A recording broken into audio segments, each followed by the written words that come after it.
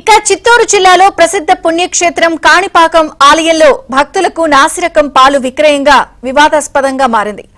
ఇక కాణిపాకం వినాయక స్వామి వారి పాలాభిషేకం కోసం పాలను ఆలయంలో కొనుగోలు చేస్తే చెడిపోయిన పాలను ఇచ్చారంటూ భక్తులు ఆరోపించారు. ఈ విషయంపై అధికారులను ప్రశ్నిస్తే నిర్లక్ష్యంగా సమాధానం ఇచ్చారంటూ భక్తులు ఆవేదన వ్యక్తం చేశారు.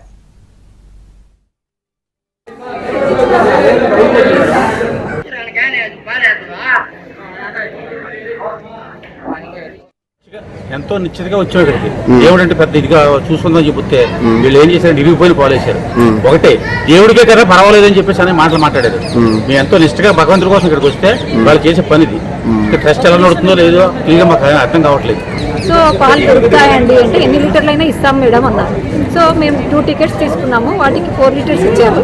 అగైన్ మాకు ఎక్స్ట్రా పాలు కావాలి అన్నాము, ఒక 10 లీటర్స్ ఇస్తాం మేడం అన్నారు. So we paid amount to the milk vendor, but he has given broken milk. So ఇలా దౌర్జన్యం జరుగుతుంది సార్. పాలు డబ్బులు అయితే తీసుకున్నారు, ఇచ్చారు. నేను కూడా ఇంకా ఎక్కువ డబ్బులు కూడా దేవుడి గారికి సమర్పించుకోవాలని కూడా వేశాను సార్. అందులో డొనేట్ చేద్దాం అనుకున్నాను నేను. సో ఐ డ్రాప్ ఉండి.